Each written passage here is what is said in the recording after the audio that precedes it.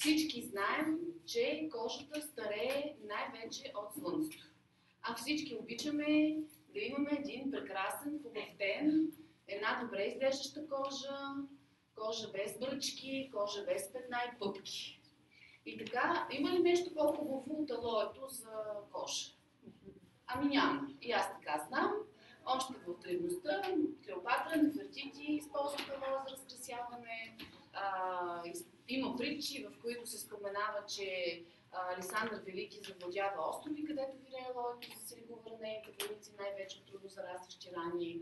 Така че днес на мен се падна честта да разказвам на вас за тези прекрасни продукти от гамата на Forever Living Products, а именно продуктите за грижа за кожата. Благодаря ви за вниманието и за това, че сте отделили днес от времето си да го чуете. Аз съм Антония Димитрова, вие повече ме познавате. Използвам продуктите от 12-13 години, най-вече в частта им напитки и хранителни добавки. Продуктите за кожа включих малко по-късно, може би след 2 години, но все пак 10 години вече те не излизат от моята баня, от моята тоалетка и правят впечатление на всички, които идват вкъщи, че ние буквално се къпем в алоe. И така, грижата за кожата, преди всичко чиста, подхранена и здрава трябва да бъде тя. Можете да видите някои от базовите продукти, които стоят на екрана. Тези продукти, виждате, че основната им съставка е алоe вера гел. Най-концентриран е в тубичката с зелена лента. Аз ще ви показвам как изглеждат продуктите. Не е този, за който ви говоря, но няма всички под ръка, за да ви покажа, с зелената лентичка. Алоe вера гел 84-82%. Но доколкото ми е известно, на пазара няма други продукти с толкова високо съдържание на чист алоe вера гел. Може да видите някои от другите базови продукти, за които сега ще стане дума, като например Алоe First, Алоe Lips, Дезодорант и паста за зъби. Това са базови, любими на всички членове на Forever продукти, особено този, който току-що оставих. Защо е толкова подходящ за лятото, точно като този продукт Алоe First, алоe, прополис и още 11 билки. Много е удобен за охлаждане, за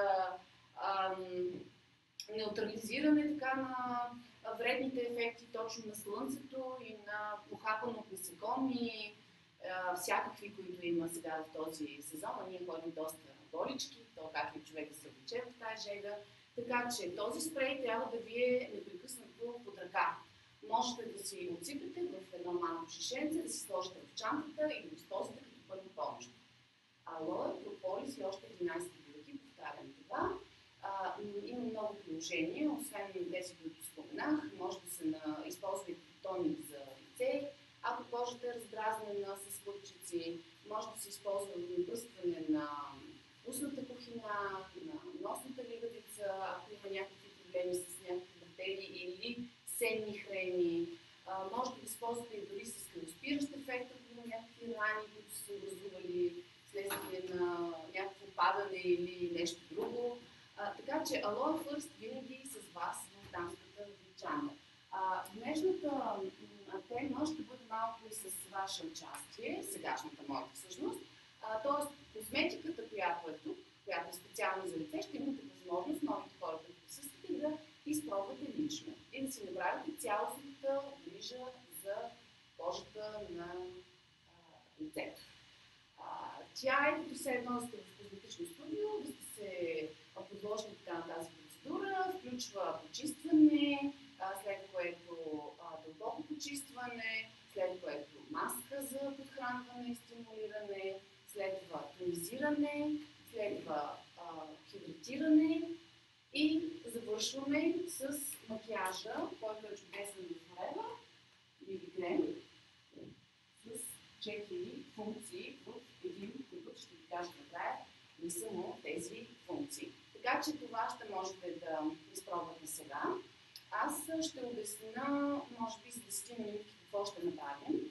След това ще ви дам възможност да се движите за лечите по нивката продукта, асистентките ще ми помагат, тези, които са поканени днес тук. Другите, които имате някакви въпроси, независимо с какво са свързани те, дали с тази тема или с предходните, които чухте, може да ги зададете, за да ги обсъждаме, които вече знаете ефекта и ползвате козметиката вкъщи. Можем да дискутираме и всякакви интересуващи ви теми. Така ще протече следващия, може би, половин час. Да видим всъщност какво ще направим днес. Първото нещо, както казах, е почистването с този течен сапун, извлечен от естествените сапунини на алоэ. Чудесен продукт за къпане и въобще за миене на всякакъв вид кожа. От най-нежната до най-зърбя. Този продукт е pH балансиран и подходящ и за интимен, освен за лице, също е подходящ и за роден бебе. Има хора в залата, които го ползват с това приложение. За бебета, да. Има и други, които го ползват за бебешката кожа. Те могат да споделят спокойно как се чувстват бебетата, когато ползват този продукт. Какво всъщност представлява този сапун? Аз на времето, когато ми казаха, че мога да си мия лицето с сапун, не повярвах. Аз по принцип трудно възприемам информация, трябва да си я свържа логически, защото аз изобщо на образование, математическо и търся и всяко нещо логика. И си казах, не, що ми сапун, значи сапуна така съм свикнала, сапуна посушава кожата, сода каустик, мазнини, не, това няма да го изпълня. И упорито отказвах да си изменя лицето с сапун, т.е. не си купувах този продукт от компанията, пия основно алоэ за здраве и добавки. Обещавайки си в действието на алоэ и добавките, аз успях да си реша проблем на имунната система, която не работеше в рамките на 2 години, но все пак успях. След което закупих за домашна употреба един пакет с 28 от най-продаваните продукти с допълнителна отстъпка, понеже така е икономически най-изгодно. И вътре има сапун. И си казвам, взела съм го така или иначе в този пакет, ще трябва да го използвам. Един път поне ще си измия кожата. За тогава самия с продукт, който е специално за моята кожа, която е комбинирана на различни марки, не знаете там, 150 мл почистващо средство, нали, типа кожа, възрастово, така диференциран. И се измивам с течен сапун. Невероятно ми беше изненадата. В пъти по-мека се чувства кожата, след като се изми с този сапун, и в пъти по-чиста. Нито има това мазане отгоре на многото от гелови, знаете, като се миете, и едно такова, като се плакам, след това то се усеща като слуз по кожата и по... Все едно не може да го измиете.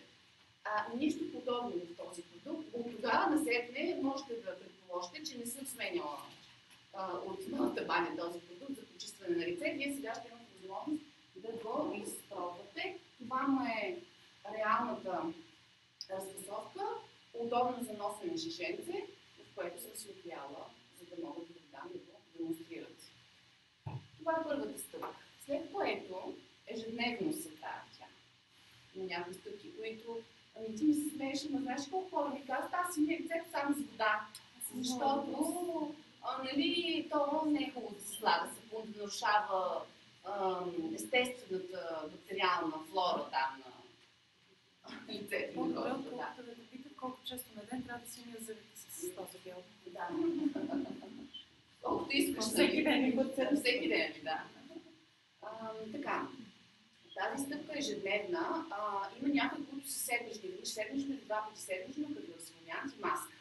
Значи, дълбокото почистване е втората стъпка, която в Forever може да предпочитете да бъде с ексфолиант целият Соня, той е по-нежен за лицето, или ексфолиант от базовата ни серия, Forever Scrub, който можете спокойно да използвате и за ексфолиране на цялото тяло.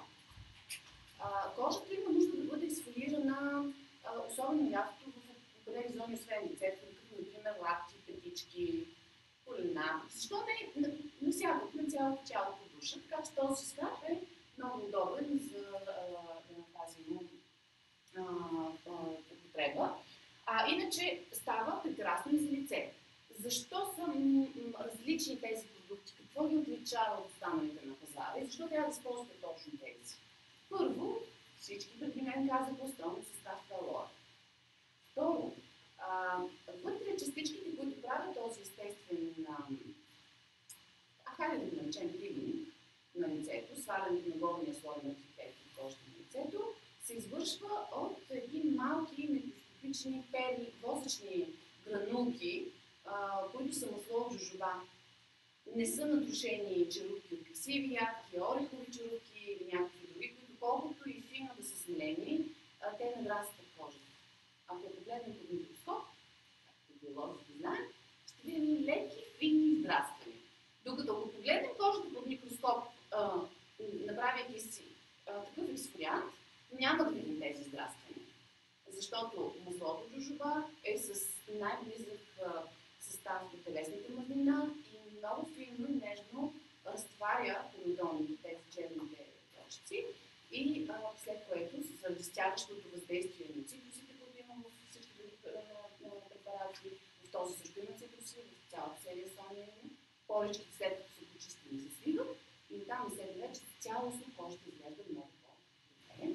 Това е втората стъпка, тя се прави веднъж седмично или два пъти седмично при младите, даже при тинейджерите. Моите деца го използват този продукт, особено малкия, покрай там минаването през пубертета, знаете как се минава, те го използват и през ден и през два. Нежни са, така че няма да нанесат някакви повишения на лицето. Следващата стъпка, която се прави също веднъж седмично или два пъти седмично, е подхранване на кожата с маска. Знаем колко са полезни маските, не само за кожата, и за косата също. Между другото, като казах маска за косата, нашите серии, шампуани, балсам, които са от най-новите, с пчелно вещеце обогатени, балсамите вътре са с функцията на маска. Съвсем спокойно можете да ги препоръчвате за изсушени краища на дългата коса, въобще за възстановяване на изтощена коса. Те са с две насочености, един е за обем, другия за хидратиране, чудесни за лято. Препоръчвайте ги смело с тази функция укрепване и цялостно подхранване. Маската за лицето на Forever, тази специално, я наричаме морска маска, защото в нея има добавени освен алоето и вещества, минерали от морски обитатели, като водораслите и други същевременно. Те са много богати на минерали и благодарение на това, че алоето има способността да стига точно до там, където трябва, на кожата, както Лени ми обърна внимание, всичките продукти, които са основна ставка алоето в Forever, успяват да стигнат до дермата и да пренесат веществата, допълнителните вещества до съответните дерма. Борбата в козметиката е точно тази, в най-висшите фирми, да намерят начин да преодолеят дермата за водните слои, за да влязат до дермата, там където се образуват колагеновите лъчените платна и всъщност те са отговорни за еластичността на нашата кожа и за хубавия вид. И за това стават скъпи прескъпи, защото тези вещества, които добавят транспортиращите вещества не са ефтини, те са и много често химически създадени, но това е друга тема на разговор. Алоето бива в естествена форма това.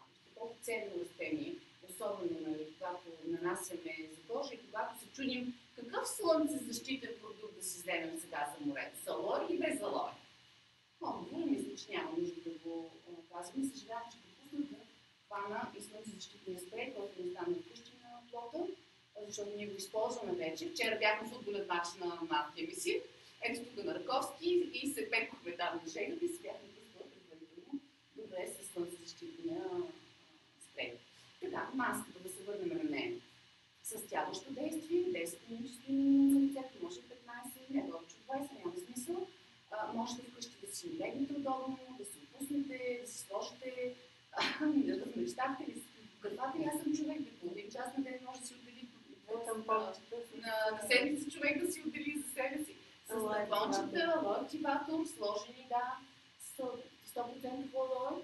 Спомните ли си колко процента алой имаше в чистия гел за пиене? В чистия гел за пиене има 96,9, а този е с 99,6%, т.е. почти 100% алой, пречистено от пулпа, идеално за поставяне където си искате. Но буквално където си искате. И в уши, и в нос, и в очи, и в случай на разбъркване на маска и за поставяне на тампонче за около очите за увлажняване. Просто продукт, който можете да използвате наистина навсякъде. Да. Маската е чудесно средство за подхранване, което трябва задължително да използвате веднъж седмично. След като направите това, идва ред на тонизирането. Тонизирането е процес, който процедура, не е процес, това е процедура, при която нанасяйки с тампон върху почистената кожа, дълбокото чистенето с фолианти, нанасяне на маска, т.е. ние много добре сме изчистили горния слой от мъртви клетки, отворили сме порите, трябва да ги свием, за да може след това те да си останат чисти по-дълго време. Тонизирането е отговорно за този процес. Освен за този процес, той дава и първата така влага на кожата, хидратирането на кожата, преди да започне да нанасяме серумите и кремовете. Обикновено хората го пропускат, с изключение на лятото. Лятото усещаме, че трябва да го правим по-често. Имате ли това усещане? Аз лично го усещам. Дори да съм пропускала зимата, което не ми се случва. Често да кажа, скоро не ми се случва да пропускам. Колкото да съм изморена, вечер преди лягане да си направя и през нощта по малките часове, за да си кога е свършила вечерта. Няколко пъти има и такива моменти, както сега, като бяхме на семинарите в Пловдив, си лягахме след 1-2 часа през нощта и въпреки това съм си правила измиването с сапуна, измиването за насяването, тонизирането с тампонче, това откриването на лицето, като избягате зоната около очите, след което нанасянето на някои от серумите. Или тоник. В този вариант имаме най-различни варианти за тонизиране. Тонизиране от серията цвет на младостта. Ето тази серия може да тонизирате с алофост, за който ви разказвам в малкото шишенце, което съм видяла, или да тонизирате с алоактиватор. Също. Наистина много варианти. По този начин виждате, че продуктите на Forever имат много широко приложение. Взете един продукт вкъщи, не да се чудите какво ще го правите сега, а да го използвате за най-различни приложения. Хубавото е, че продуктите са огромни на Forever, наистина са огромни като количество, в сравнение с всичко останало и стигат за много дълго време и за много наистина приложения. Така, значи, след като сме тонизирали, имаме много варианти и също така за хидратиране. Серията Соня е тази, която аз в момента използвам. Това е серум, който се слага под крема.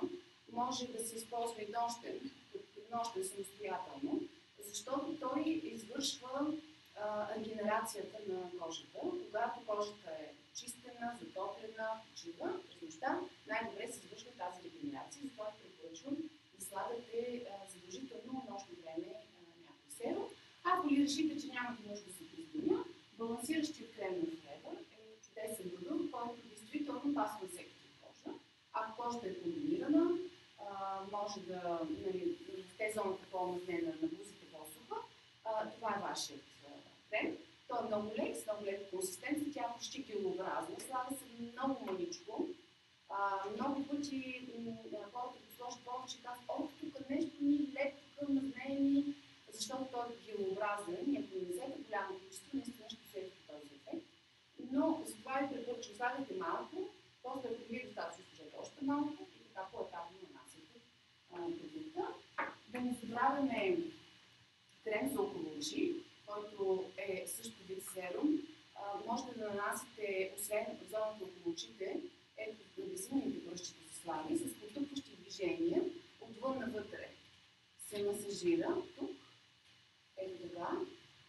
Под веждите се слага леко отвътре навън, не върху клепача. Кръвообращението на окото е ето в тази посока и когато сме нанесли серума, успява той да си стигне самото кръвообращение, да го прекари върху клепача. Кожата на очите е с никаква кожна мазнина, много нежна и тъничка, а кожата на клепача е най-нежната част от изобщо от кожата на окото. Тоест, там по принцип нищо не слагайте изобщо. Просто слагайте страни, то ще си свърши работа с самия серум и кръвообращението. След което, както ви казах, тези два вида крем съчетават 4 функции в един продукт. Любими на всички хора. От най-малата девойка до най-голямата дама.